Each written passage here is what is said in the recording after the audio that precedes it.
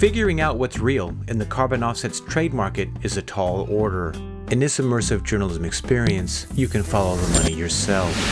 The carbon market was largely a creation of the United States. When the Clinton administration was negotiating the Kyoto Protocol, each participant would be issued emission limits. And if you emitted less than your limit, you were issued credits. If your emissions were more than your limits, you had to purchase emission credits. That central principle is called cap and trade, and that idea has resulted in a multi-billion-dollar market in these credits. Take a flight out of San Francisco Airport, and a company called 3 Degrees Inc. will take your money to offset your carbon. So where does your money go? To fund certain projects like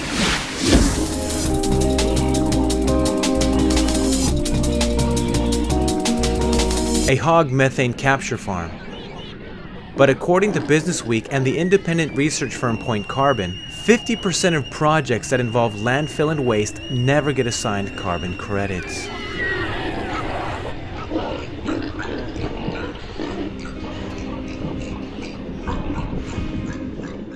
The US and China are the world's worst polluters, with nearly a quarter of the greenhouse gases they produce spewing directly out of automobile tailpipes. Now, a commodities market has sprung up, supposedly to offset carbon pollution. Individuals can allegedly offset their personal carbon-producing behaviors, like the smog from their cars, by paying into this system through middlemen. New emission rules in the US may cause the value of that market to skyrocket to over $1 trillion in the next decade. That possibility has prompted 3 major US companies, GM, Chevron, and AEP, each with their own huge carbon footprint, to jump into the game. Mark Shapiro, in a joint project by the Center for Investigative Reporting, Frontline World, and Mother Jones, has revealed some of the human consequences of creating that carbon preserve in Brazil. General Motors gave $10 million for what would become the biggest and most prominent reserve. They don't actually own the trees or even the carbon in the trees. What they own is the right to trade the carbon.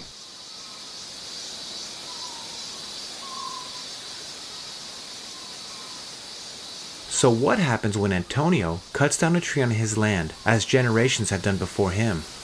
Antonio explains. As you can see, this house needs work. The roof is leaking. I need wood to do the repairs. Can you help me to get wood from our land? This is our land. I'm only cutting what I need.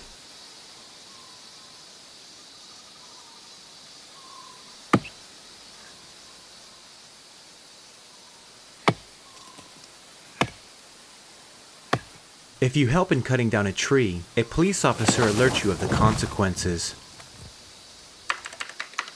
This is a carbon preserve. It is owned by General Motors, who purchased it to offset carbon emissions. It is illegal to chop down a tree here. Eu estava saindo dali, chegou a polícia, chegou 2. Um com revólver, tô com o revólver aqui, ó. Aí colocou o revólver, eu só virei a cara assim, o revólver estava aqui. Daí desliguei a serra que eu estava com ele, me gemaram no mato ali. Antonio got the best legal defender in town, the mayor. The mayor himself is defending those people accused of environmental crimes. Eu me sinto muito chateado e muito triste quando uma pessoa como, o Antônio, ele vai preso. A prisão, o cerceamento da liberdade de alguém é uma coisa muito séria. Agora, o Antônio é um mal iminente, que cortou uma árvore.